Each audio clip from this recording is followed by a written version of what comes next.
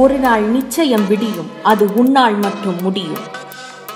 நீ இறந்த பிறகு உன் கல்லறையை கடந்து செல்லும் காற்று கூட தலை வணங்கும். உன் பாதையை நீயே தேர்ந்தெடு, வாழ்பவன் நீ. வீழ்வது நாமாயிலும் எழட்டும் என் இளைய தலைமுறை. சமுதாயத்தை நோக்கி இளைய சிங்கங்கள். நம்பிக்கையோடு முதலடியை எடுத்துவை, முழு படிக்கட்டையும் பார்க்க வேண்டிய அவசியமில்லை. ஆபத்தில் இருக்கும் வாய்ப்பினை பார்க்கும் சாதிப்பவனாயிரு. வெள்ள தனைய மலர் நீட்டம் மாந்தர்த்தம் உள்ள தனையது உயர்வு. அச்சமில்லாதவன் அம்பலம் ஏறுவான். திறமைதான் ஏழையின் மூலதனம். விதைத்துக் கொண்டே இரு, முளைத்தாள் மரம், இல்லையே உரம். என்ன செய்கிறாய் என்பதை அறிந்து செய், விரும்பி செய், நம்பிக்கையோடு செய்.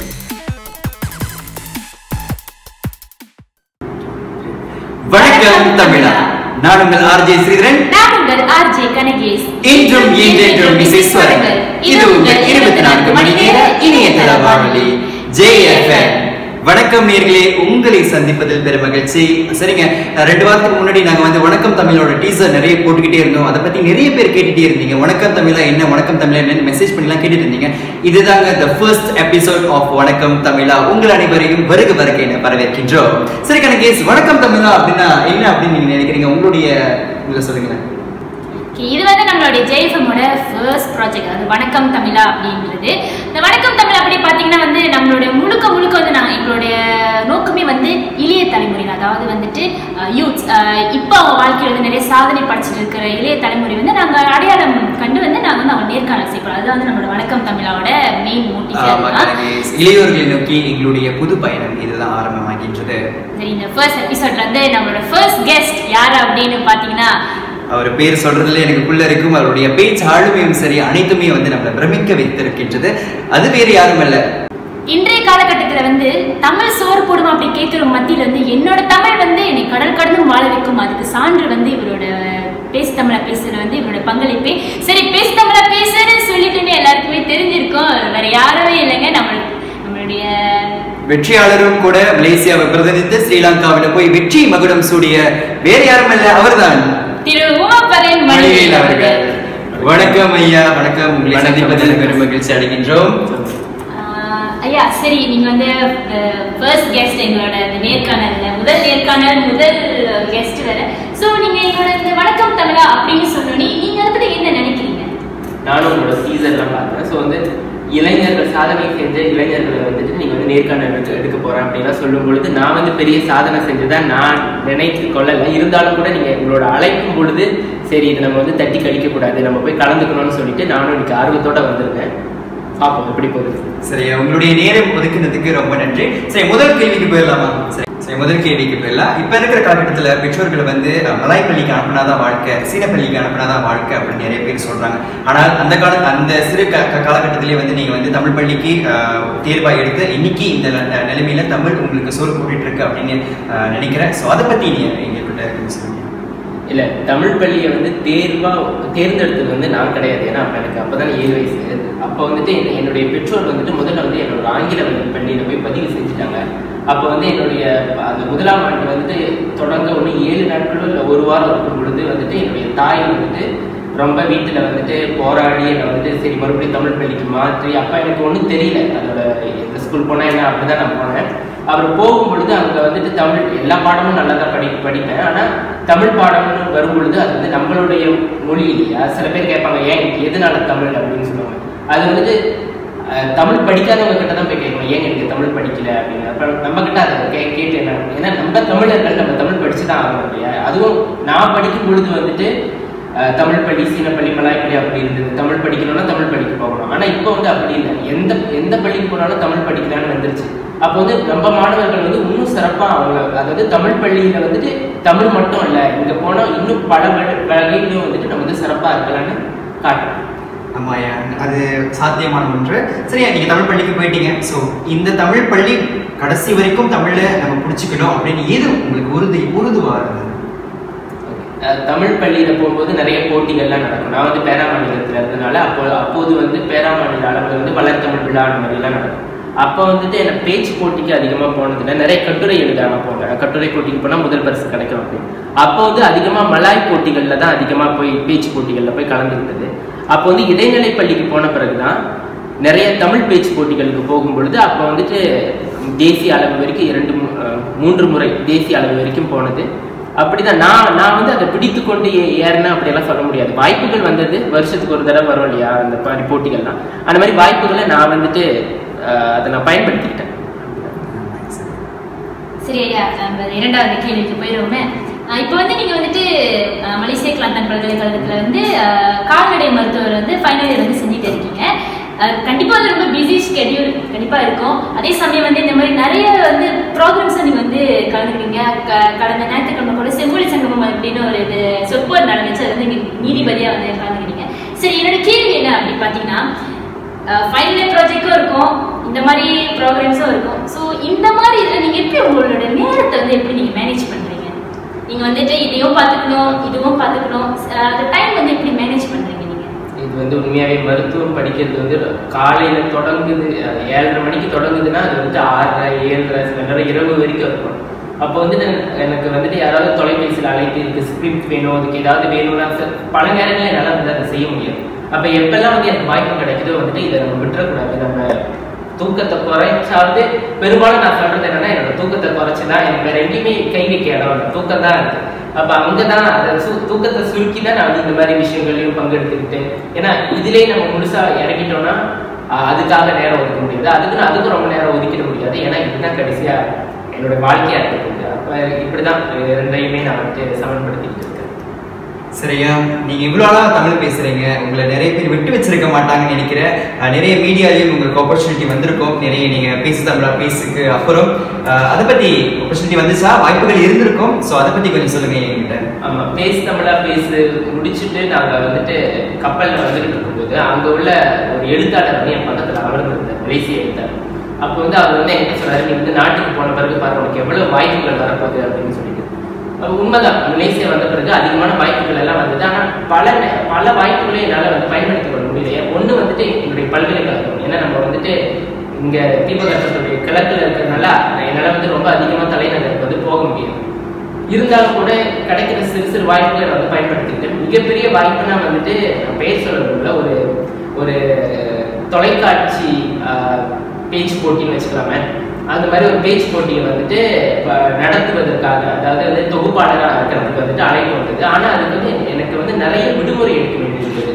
அதோட ஃபைனல்ஸ் வந்துட்டு மட்டும் 7 நாட்கள் கிட்ட நான் வந்து விடுமுறை எடுக்க வேண்டியிருந்தது. அது வந்துட்டு என்னால் வந்து அது சாத்தியமே இல்லை. ஏன்னா நான் வந்துட்டு ஃபைனல் இயர் வந்துட்டா அதெல்லாம் சாத்தியம் இல்லை. ஸோ அந்த மாதிரி பல இதை நான் தட்டி கழிச்சதும் உண்டு, சிறு வாய்ப்புகளை பயன்படுத்திக்கிட்டதும் உண்டு. நீங்க சொல்லியிருக்கிறத கூட நான் கேட்டிருக்கேன். மீடியாவில் இருக்கும் பொழுது கூட உங்களுடைய அழகுக்கு, அது மீடியாவில் இருக்கும்போது அழகுக்கு அப்புறம் மீடியா வந்து உங்களை தூக்கி போட்டுரும் அப்படின்னு நீங்க சொல்லியிருக்கீங்க. ஸோ அதை பத்தி மீடியாவா இல்லை வெட்டினரியா அப்படின்னு பார்க்கும்போது எதை நீங்க தேர்வு எடுப்பீங்க? இல்லை, அழகுன்னு சொல்லலை. பெரும்பாலும் நான் என்னுடைய இது என்னன்னா, திறமைக்கு தான் அவங்க மதிப்பு கொடுக்குறாங்க. இருந்தாலும் கூட ஒரு இளமை இருக்கிற வரைக்கும் தான், ரொம்ப வயசாகி வெள்ள முடியல வர வரைக்கும் அங்கேயே உட்காந்து பேசிக்கிட்டு புது முகங்களுக்கு நம்ம வாய்ப்பு கொடுத்துக்கிட்டே இருக்கோம். அப்போதான் அந்த நிகழ்ச்சி உயிர்ப்போட இருக்கும். அப்படி இருக்கும்போது ஒரு 30-35 தான். அதுக்கப்புறம் வந்துட்டு நம்ம வேற அதாவது அந்த மீடியாலே வேற துறைகளுக்கு போயிடுவாங்க. ஆனால் வந்துட்டு வெட்டனரி வந்துட்டு எப்படி சொல்றது, நம்ம வந்து இரு கண்கள் போல, எனக்கு மருத்துவமும் முக்கியம் இல்லையா, வந்து இதுதான் எனக்கு வந்துட்டு கடைசி வரைக்கும் இருக்க போகுது அப்படின்னு. அதே சமயம் வந்து தமிழையும் நம்ம விட முடியாது, தமிழ் தாய்மொழி, அதுக்கான பங்களிப்பு தொடரும். சரி, அடுத்த வந்து ரொம்ப சென்சேஷனலான ஒரு கேள்வி அப்படின்னு நான் நினைக்கிறேன். எல்லா இடத்துலயும் இந்த கேள்வி தான் ஒரு சென்சேஷனா இருக்கும். சரி, உங்களுடைய முகநூல் தான் அப்படியே கொஞ்சம் புரட்டி பார்த்தோம். அதில் வந்துட்டு நீங்க ரொம்ப வந்து அம்மா ஜெயலலிதாவை பத்தி வந்துட்டு நிறைய வந்து அவங்களோட இதை வந்து நிறைய ஃபாலோ பண்ணியிருக்கீங்க. சரி, இது என்னோட கேள்வி என்ன அப்படின்னு பார்த்தீங்கன்னா, அம்மா ஜெயலலிதா இருந்த அந்த அரசியலுக்கும் இப்போ உள்ள தமிழ்நாட்டில் இருக்க அரசியலுக்கும் என்ன வித்தியாசம், என்ன வேறுபாடுங்க? கண்டிப்பா மிகப்பெரிய வித்தியாசம். ஏன்னா அவங்க இருந்த முதலமைச்சராக இருக்கும்போது அப்படி மட்டும் இல்லை, அவங்க அரசியல் இருந்த காலம் வந்துட்டு அப்போ வந்து அவங்களுக்கு வந்து ஒரு எதிர்கட்சியோ இல்லை எதிரி கட்சியோ அப்படின்னு வந்து கலைஞர் இருந்தாரு. அப்போ உள்ள அரசியல் சூழல் வந்து மொத்தமாக வேறு. அதாவது இந்தியா வந்து ஒரு நாடு, அதுல தமிழ்நாடு வந்து முழுக்க இவங்களுடைய ஆளுமையின் கீழே தான் இருந்தது. அப்புறம் அவங்க இருவருக்கும் பிறகு வந்துட்டு இப்ப உள்ள அரசியலை நம்ம பார்க்கும்போது வேற எங்கேயோ அமர்ந்து கொண்டு இங்க வந்துட்டு இயக்கிறதும் அதுக்கேற்ற மாதிரி இவங்க வந்துட்டு கேட்டு நடக்கிறதும் பார்க்கும்போது ரொம்பவே கவலையா இருக்கு. அதாவது எப்படி இருந்த ஒரு மாநிலம் வந்து இப்ப மற்றவங்களுடைய எதிர்பார்ப்புகளை போல போனது வந்துட்டு ரொம்ப கவலையா இருக்கு. அதுதான் வித்தியாசம். சரி ஐயா, அம்மா ஜெயலலிதா அப்படி சொல்லி அவங்களுடைய எந்த வகையான கேரக்டர் வந்து உங்களை வந்து ரொம்ப ஈர்த்துச்சு? இவங்களை இந்த வகையில நம்ம இவங்களை இப்படி ஃபாலோ பண்ணோம், இந்த வகையில நம்ம இப்படி இவங்களை ஃபாலோ பண்ணோம், எந்த மாதிரியான கேரக்டர்ஸ் வந்து உங்களை வந்து ஈர்த்துச்சு அப்படி கேட்டா நீங்க என்ன சொல்லுவீங்க? அவங்களுடைய வாழ்க்கையில வந்து அவங்க சொல்லியிருப்பாங்க, அவங்களுடைய சுயசரிதையில வந்துட்டு அவங்க எதிர்பார்த்த எதுவுமே அவங்க வாழ்க்கையில கிடைக்கல. அவங்க வந்துட்டு வழக்கறிஞராக போகணும்னு நினைச்சாங்க, ஆனால் நடிப்பு துறைக்கு போனாங்க, அரசியல வேணாம்னு நினைச்சாங்க. அப்புறம் அது ஆனா அவங்க வந்து எந்த துறைக்கு போனாலும் வந்துட்டு சரி நமக்கு பிடிக்கலனாலும் கூட நம்ம வந்து அதில் சாதிக்கணும், நம்ம எப்பவுமே அதில் முதல் நிலையில இருக்கணும் அந்த மாதிரி. அதே மாதிரி ஒரு உண்மையை சொல்றேன், எனக்கு சின்ன வயசுல இருந்து எனக்கு அறிவியல் பாடமே பிடிக்காது. ஆனா என் வாழ்க்கை வந்துட்டு எனக்கு கிடைச்ச ஒரு மருத்துவத்துறையில தான் வந்து சேர்த்து. அப்ப அதுதான் நான் நினைச்சுக்கிறேன், அவங்க பிடிக்காத ஏதோ ஒண்ணுல நம்ம போய் விழுந்துட்டா கூட அதுலயும் நம்ம வந்து நீந்தி அதுலயும் நம்ம வந்து வெற்றி பெறணும். அந்த மாதிரியான அந்த மாதிரி அவங்களோட ஆளுமை திறன், அவங்களுடைய பேச்சாற்றல், அவங்களோட பன்மொழி திறன், அவங்க வந்துட்டு ஆங்கிலம் பேசும்போது உங்களுக்கு உண்மையா தமிழ் தெரியுமா அப்படி இருக்கும், தமிழ் பேசும்போது உங்களுக்கு உண்மையாவே வேற மொழி தெரியுமா, அந்த அளவுக்கு அவங்களோட ஒவ்வொரு மொழியிலையும் அவங்களுடைய அந்த திறமை அது எனக்கு ரொம்ப பிடிக்கும். சரியா, இறுதியான ஒரு கேள்வி உங்ககிட்ட. அம்மா ஆட்சியில் இருக்கும்போது இதை செஞ்சாங்க, அப்படி இதுதான் செஞ்சிருக்காங்க, ஆனா இது வந்து நம்ம மலேசியா கவர்மெண்ட் ஃபாலோ பண்ணா நல்லா இருக்கும் அப்படின்னு நினைச்ச அந்த ஒரு விஷயம் என்ன? ஓகே, அவங்க வந்துட்டு எல்லா அரசியல்வாதியும் கூட பல திட்டங்கள்லாம் கொண்டு வந்தாலும் கூட அவங்க ஆட்சிக்கு வந்த பிறகு வந்து நிறைய பெண்களுக்காக அப்படின்னு சொல்லிட்டு வந்துட்டு மகளிருக்காக வந்துட்டு நிறைய திட்டங்கள் வந்து தனியா கொண்டு வந்தாங்க. அவங்களுக்கான இடஒதுக்கீடு நிறைய கொடுத்தது, எல்லா துறைகளிலுமே பெண்களுக்கான இடஒதுக்கீடு. அதுக்கப்புறம் அரசியல்ல கூட உள்ளாட்சி அமைப்புகள்ல வந்து 50% ஆண்கள் 50னா பெண்கள் 50, அது போல தொட்டில் குழந்தை திட்டம், அதுக்கப்புறம் மகளிர் காவல் நிலையம், அந்த மாதிரி பெண்களுக்கு அதிகமா முக்கியத்துவம். இங்க வந்துட்டு அந்த அளவுக்கு ஒன்றும் வரலன்னு என்னுடைய. சரியா, உங்ககிட்ட ஒரு கேள்வி கேட்கலான்னு இருக்க. நீங்க அரசியலுக்கு வந்தா தமிழ் நிலைக்கணும் அப்படின்னு நீங்க நினைச்சீங்கன்னா நீங்க என்னென்ன செய்வீங்க? அதாவது தமிழ் வந்துட்டு நிலைக்கிறதுக்கு நம்ம ஒன்றும் செய்ய தேவையில்லை. அது குமரி காலம் தொட்டு இப்போ வரைக்கும் அதை நிலைத்து கொண்டு தான் இருக்கு. ஆனால் இன்னும் சிறப்பாக தமிழ் வந்து இங்கே ஒன்றும் இயங்கணும் நம்ம நாட்டில் குறிப்பாக அப்படின்னா. நம்ம நாட்டில் பார்த்தீங்கன்னா பல்கலைக்கழகம்னு எடுக்கும் பொழுது ஒரே ஒரு பல்கலைக்கழகத்தில் மட்டும்தான் வந்துட்டு அறிவியல் துறை இருக்கு. அப்போ வந்துட்டு நம்ம வந்து முடிந்த அளவுக்கு அனைத்து அரசு பல்கலைக்கழகங்களையும் வந்துட்டு தமிழ் அறிவியல் துறை அந்த மாதிரி நம்ம வந்து கொண்டு வரலாம். இன்னும் அதிகமாக தமிழை வந்துட்டு நம்ம வந்து பல்கலைக்கழகம் வரைக்கும் நம்ம வந்து தனி பாடமாக நம்ம வந்து படிக்க முடியும் அப்படின்ற ஒரு நிலையை நம்ம வந்து கொண்டு வரலாம். அல்லது 3வது பாடமாக நம்ம படிக்கிறோம் இல்லையா, அந்த மாதிரி நம்ம கொண்டு வரலாம். ஒரு காலத்தில் வந்து நம்ம மலேசிய வரலாறு திரும்பி பார்க்கும்போது தமிழ் ஒரு காலத்தில் வணிக மொழியாக இருந்தது. ஆனால் அதன் பிறகு வந்துட்டு பார்த்தீங்கன்னா அப்படி ஒரு நிலை இல்லை. ஸோ அந்த மாதிரியான மாற்றங்கள்லாம் நம்ம வந்து கொண்டு வரணும். சரி ஐயா, நாங்க கேட்ட எல்லா கேள்விக்கு வந்து ரொம்ப அழகா வந்து பதில் சொன்னீங்க. எங்களுடைய சில டவுட்ஸ் வந்து அப்படியே கிளியரன்ஸ் கிடைச்ச மாதிரி இருக்கு. சரி, ரொம்ப ஃபார்மலா போயிட்டு இருக்கு. நம்ம இந்த இன்டர்வியூ செஷன் வந்து கொஞ்சம் ஃபன்னா என்டர்டெயின்மெண்டா கொண்டு போக கூடாது. அண்ணனும் வந்து ரொம்ப நாள் வந்துட்டு அப்படியே உட்காந்துட்டு ரொம்ப இதா அப்படி பேசிட்டு இருக்காரு. ஸோ நம்ம வந்து கொஞ்சம் என்டர்டெயின்மெண்டா கொண்டு போனா நல்லா இருக்கும் அப்படின்னு. ஸோ அதுக்காக நான் வந்து ஒரு ஐடியாவோட வந்திருக்கேன். என்னவா இருக்கும் ஞாபகத்துக்கு தோணுது. அதாவது வேற எதுவுமே இல்லை, ரேபிட் ஃபயர் ரவுண்ட்ஸ். நம்ம அடுத்த ரேபிட் ஃபயர் ரவுண்ட்ஸ் தான் போகிறோம். ரெடியானே? சரி, போயிடலாம். தொடர்ந்து இணைந்திருங்க. வணக்கம் நேர்களே, நம்ம அடுத்த அந்த ரேபிட் ஃபயர் ரவுண்ட்ல தான் வந்துட்டு நம்ம திருமாபரமணி விளையாட இணைந்திருக்கோம். சரி அண்ணா, ரொம்ப பதற்றமா இருக்கீங்க, உங்க முகத்துல வந்து ஒரு பதற்றம் தெரியுது. ஐயோ ரேபிட் ஃபயர் ரவுண்ட் சொல்லிட்டாங்களா, இன்னுக்கு உங்க போட்டோஸ் எல்லாம் வச்சிருக்காங்க, என்ன கேட்க போறாங்க ஏது கேட்க போறாங்க அப்படின்னு பதற்றத்துல இருக்காரு. சரி, நான் கவலையப்படாதீங்க. முதல் ரவுண்ட் பேருமே வந்து ஒரு வார்த்தை சொல்லுவேன். அந்த வார்த்தை வந்து உங்க வாழ்க்கையை எப்படி புரட்டி போட்டிருக்கு அப்படின்னு நீங்க சொல்லணும். சரியா? என்ன அப்படி பாத்தீங்கன்னா காதல். காதல்னு சொல்லி காதல்னா எல்லார் வாழ்க்கையிலும் வர்ற ஒரு விஷயம் தான் அப்படின்னு என் வாழ்க்கையில எப்படி எல்லாம் புரட்டி எல்லாம் போடல. என்னன்னா நம்ம கூட சேர்ந்து யோசிக்க இன்னொரு மூளையும் கூட இருக்கு. நமக்கு எப்போதும் கூட துணை இருக்க இன்னொரு ஆள் இருக்காங்க அப்படின்னு இருக்கும்போது அது இன்னும் கூட தன்னம்பிக்கை, ஒரு உத்வேகம் தான் கொடுக்கும். அதை நல்ல முறையில இளைஞர்கள் பயன்படுத்திக்கிட்டாங்க அப்படின்னு சொல்லுவாங்க. சரி, காதலுக்கு அப்பாற்பட்டு பெண்ணா உண்மையா என்னோட வாழ்க்கையை பொறுத்த வரைக்கும் முழுக்க பெண்களுடைய ஆளுமை தான் என் மேல. என்னன்னா நான் வந்துட்டு என்னுடைய தங்கையோட ரொம்ப நெருக்கம். ஸோ ஒவ்வொரு சின்ன சின்ன விஷயம் வந்துட்டு தங்கை என்ன சொல்றாங்க எல்லாமே அவங்க கிட்ட கேட்டுக்கிட்டு தான் செய்யுது. அதே மாதிரி தான் அம்மா வீட்டை பொறுத்த வரைக்கும் அம்மாவோட ஆட்சி தான். அப்போ எல்லாமே வந்து அம்மா என்ன சொல்றாங்க அப்படிதான். அதற்கு பிறகு வந்துட்டு இன்னும் பல பிரிவுகள் அந்த மாதிரி சொல்லலாம். சரியா, அம்மாவுக்கு அடுத்து பின்னான் அந்த இடத்துல வச்சிருக்குது யாரா? அம்மாவுக்கு அடுத்துனா கண்டிப்பா என்னுடைய தங்கை தான். ஏன்னா தங்கையோட நான் ரொம்ப நெருக்கம். எப்படி சொல்றதுன்னு எனக்கு தெரியல. என்னோட தங்கை தான் எனக்கு எல்லாமே அந்த மாதிரி. ஸோ கண்டிப்பா அம்மாவுக்கு அடுத்து தங்கை தான்.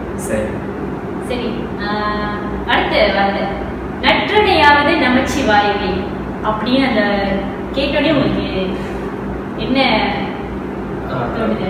ஸோ எனக்கு வந்துட்டு ஒரு 3ஆம் ஆண்டு அந்த மாதிரி படிக்கும்போது வந்து அம்மா வந்துட்டு தேவாரம் வந்து பாடிட்டாங்க. அப்போ வந்து அந்த தேவார வகுப்பெல்லாம் போகும்போது அங்கே உள்ள தேவாரம் அந்த திருமுறைகள்லாம் நம்ம வந்து மனனம் செஞ்சு அதுக்கு அடுத்த வாரம் வந்து நம்ம ஒப்புச்சு காட்டுறோம்.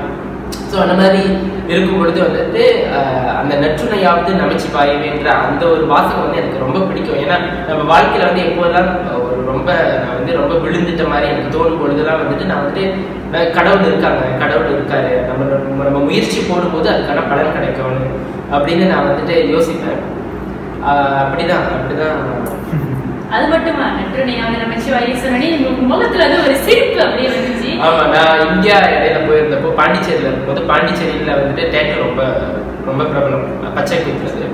அப்ப அந்த மாதிரி இருக்கும்போது நான் வந்து நற்றுணையாவது நமச்சிவாய மீது நான் பச்சை குத்துறது உண்மைதான் பார்த்தோம். சரியா, இறுதியான கேள்வி, விலங்கியல் பாதிப்பு. நீங்க ஒரு கால்நடை மருத்துவர், இந்த விலங்கியல் பாதிப்பை பத்தி நீங்க நினைக்கிறீங்க?